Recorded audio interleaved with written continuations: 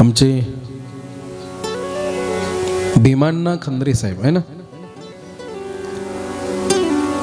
4-5 वेळा सांसद होते. राजकीय क्षेत्रामध्ये चांगली कारकीर्द त्यांनी गाजवली. पण विशेष ऐकायला मिळालं,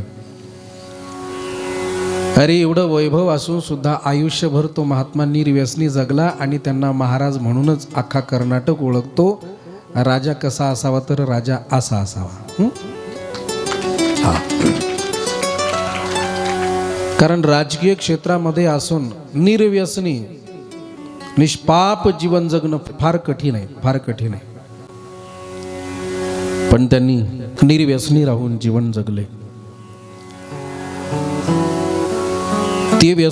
ते निर्व्यसनी असल्यामुळे त्यांचा पूर्ण परिवार आज निर्व्यसनी आहे. आमचे आजचे आपले मंत्री महोदय तेही निर्व्यसनी आहेत. त्यांचे सुपुत्र खासदार साहेब तेही निर्व्यसनी आहेत. कमाल आहे. अरे एवढा मोठा राजकीय वारसा घराण्याला लाभलाय, घरानं निर्व्यसनी. मागच्या वर्षी त्या परिवाराला भेटण्याचा सुयोग आलाय. फार गोड परिवार. तर यावर्षी प्रभू काय करतात ते प्रभूच्या हाती आहे. कारण आपल्या मंत्री महोदयांचे पिताश्री अर्थात भीमांना खंद्रे साहेब यांची प्रकृती थोडी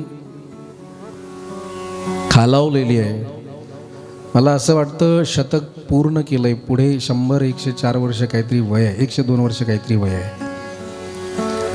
कलियुगामध्ये जन्माला आले ना, एवढे दिवस जगायलाच पाहिजे. कोण जगतं एवढं? एवढं वय झालं, थोडीशी तब्येत वीक आहे. प्रभू चरणी एकच प्रार्थना करेल, प्रभू एवढी गोड तुझी कथा सुरू आहे. त्यांनी जर खरं समाजाचं भलं केलं ना, एवढे दिवस तो आयुष्य त्यांना दिलं, निरोगी आयुष्य दिलं. पुत्रही एवढा सुंदर निर्व्यसनी दिला. पुत्रच नाही, नातूही निर्व्यसनी दिला. म्हणजे 3 पिढ्या निर्व्यसनी आहेत. याचा अर्थ तो महात्मा पुण्यवान आहे.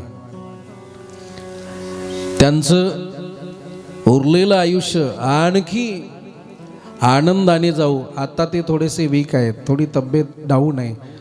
ते लवकर बरे हो, लवकर बरे होऊन पुन्हा आपल्या लेकराला, पुन्हा या समाजाला मार्गदर्शन करण्यासाठी काही दिवस त्यांची गरज आहे. आणखी त्यांना स्ट्रॉंग बनव, त्यांची प्रकृती ठीक हो, लवकरात लवकर त्यांच्या प्रकृतीमध्ये सुधार येऊ. आमच्या बाबांना परत निरोगी ऐश्वर्य लाभो, हीच प्रभू चरणी प्रार्थना करतो.